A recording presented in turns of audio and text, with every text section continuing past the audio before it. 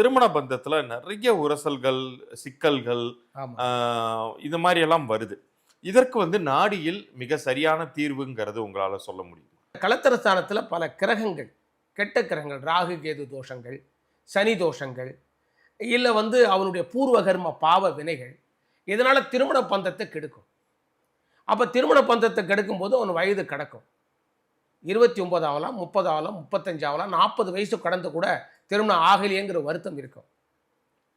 அப்ப திருமணம் ஆன பிறகும் இந்த ஜாதகருக்கு சர்ப்ப தோஷம் இருக்கு, காலசர்ப்ப தோஷம் இருக்கு, களத்திர தோஷம் இருக்கு, தார தோஷம் இருக்கு, இந்த மாதிரி தோஷங்கள் இருக்கிற சந்நியாச தோஷங்கள் இருக்கு, புத்திர தோஷங்கள் இருக்குன்னு ஜாதக விதி சொல்லும்.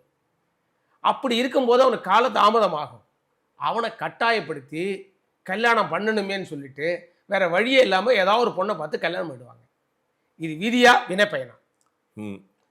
விதி கிடையாது, வினைப்பயன். அவனுடைய கர்மாவை அனுபவித்துக் கொள்ள வேண்டிய தருணம் வரும்போது அவன் திருமணம் செய்யக்கூடிய காலகட்டத்துக்கு முன்னாடியே திருமணம் செஞ்சிடறாங்க. அந்த வயதுக்குள்ள அவனுக்கு கரெக்டான திருமணம் செய்ய வேண்டிய காலகட்டத்துக்கு முன்னாடி செய்தனால இவன் 5 வருஷம் திருமணம் கழிச்சு பண்ண வேண்டிய ஜாதகம் இவன் இளமையிலே திருமணம் பண்ணும்போது அந்த கணவன் மனைவி அந்யோன்யம் இருக்காது.